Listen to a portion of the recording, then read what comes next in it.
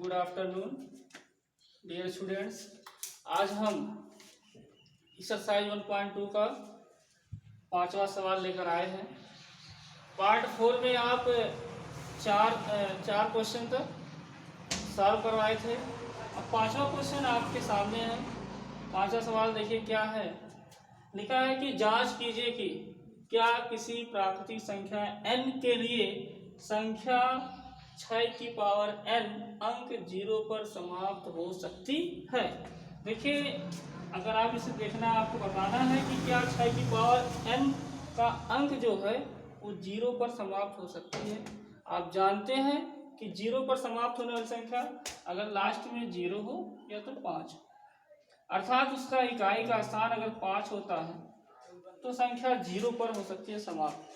तो फिर देखिए, पहले हम क्या करें, 6 की पावर n का अभाज्य गुणनखंड निकालें।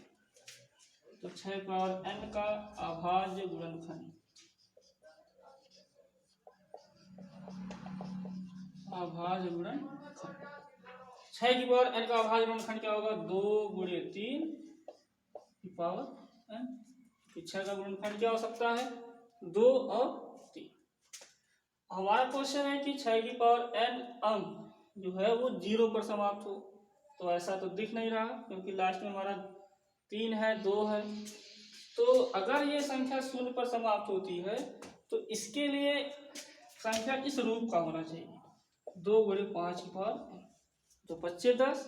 तभी तो देखिए इसकी इकाई का स्थान क्या है, तभी ये जाके 0 पर समाप्त हो रही है। इस तरीके से इसे अगर आप लिखना चाहते हैं तो यदि प्राकृतिक संख्या 0 पर समाप्त होती है तो 0 पर समाप्त होती है तो उसका अभाज्य गुणनखंड, तो उसका अभाज्य गुणनखंड,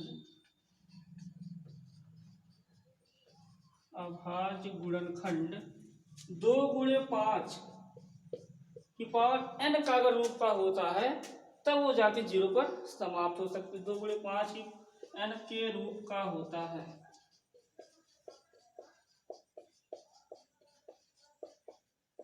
अतः देखिए, हमारा देखा जाए गुणनखंड तो 2 गुणे 5 यहाँ है। हमारा गुणनखंड जो 6 की पावर n है वो दिया गया है 2 गुणे 3 की पावर n, तो इसलिए यह 0 पर समाप्त नहीं होगी। अतः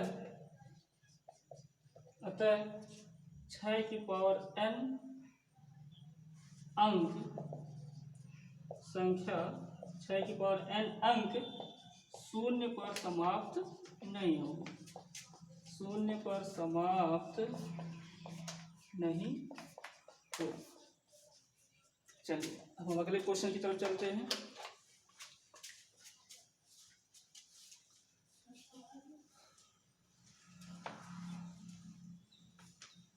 अगला क्वेश्चन आपका है कि व्याख्या कीजिए कि व्याख्या कीजिए कि 7 गुणे 11 गुणे 13 प्लस 13 तथा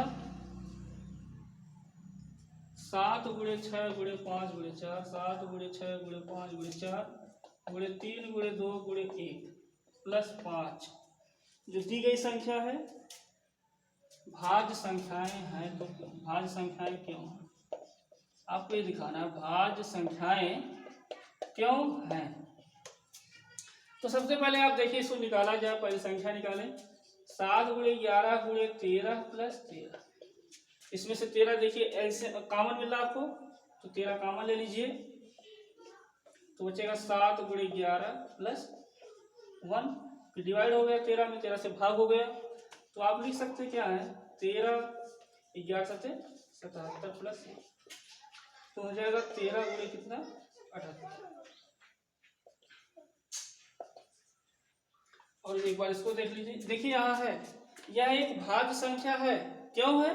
क्योंकि इसका अभाज्य गुणनखंड जो होता है वो एक को छोड़कर इसके अन्य 2 गुणनखंड भी मिलते हैं, इसलिए यह संख्या क्या है, भाज्य संख्याएं हैं। तो दूसरी संख्या क्या है, 7 गुणे 6 गुणे 5 गुणे 4 गुणे 3 गुणे 2 गुणे 1 प्लस 5। इसमें इसमें से देखिए आप 5 कॉमन ले लीजिए तो जाएगा 7 गुणे 6 गुणे 4 गुणे 3 गुणे 2 गुणे 1 प्लस 1 मल्टीप्लाई कर दीजिए 5 7 6 42 4 3 12 गुना 24 प्लस 1 इसका मल्टीप्लाई करेंगे तो हो जाएगा 1008 प्लस 1 तो जाएगा 5 गुणे 1000।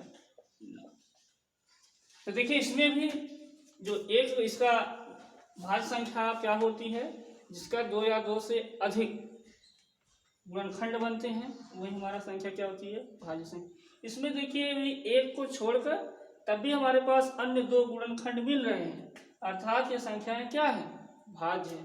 अतः आप लिख सकते हैं दोनों के लिए लिखना है तो हम अतः इकट्ठा लिख दे रहता है यह संख्याएं भाज्य है। क्यों है क्योंकि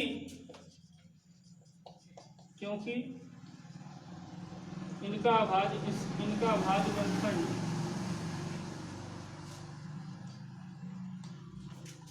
गुणनखंड एक को छोड़कर अन्य 2 गुणनखंड भी देखिए इनका अभाज्य गुणनखंड एक तो रहेगा ही रहेगा इनके 2 और अन्य गुणनखंड मिल रहे हैं अर्थात ये संख्या तब क्या होंगी भाज्य संख्या होंगी। इनका अभाज्य गुणनखंड एक को छोड़कर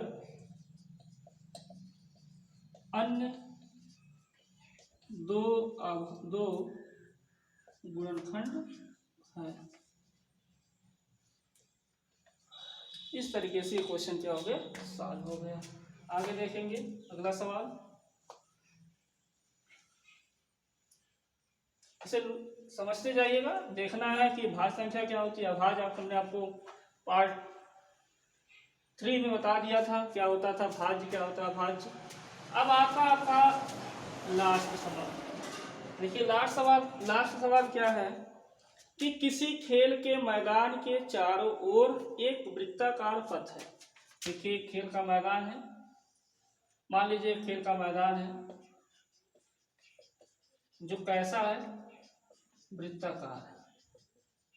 जो खेल का मैदान वो कैसा है वृत्ताकार है।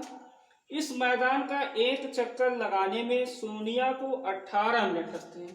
सपोज दैट मान लीजिए कोई बिंदु है यहाँ से यहाँ तक पूरा इसे चक्कर लगाने में सोनिया को लगता है 18 मिनट।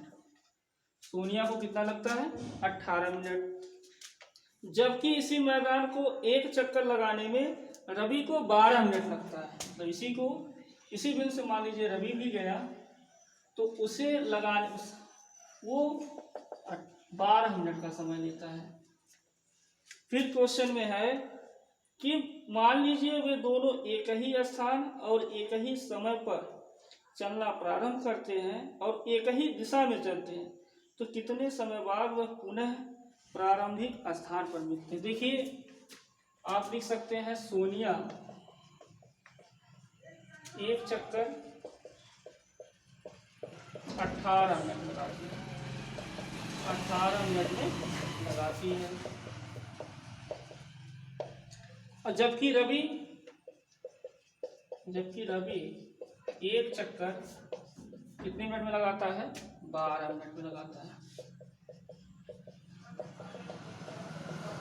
ये तो क्वेश्चन के अनुसार लिखा जा रहा है। फिर क्वेश्चन ये भी कह रहा है कि दोनों एक ही स्थान पर चलते हैं। अगर दोनों क्योंकि रवि और सोनिया लिख लीजिए सोनिया और रवि दोनों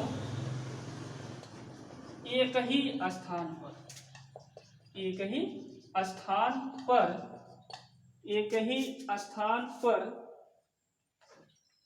मिलते हैं।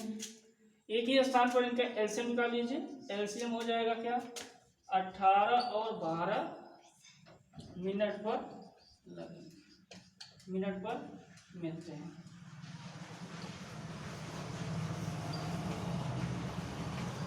देखिए देखा जाए ध्यान से तो एलसीएम आप 18 का निकालेंगे। अगर अभाज्य गुणनखंड से निकालते हैं तो 2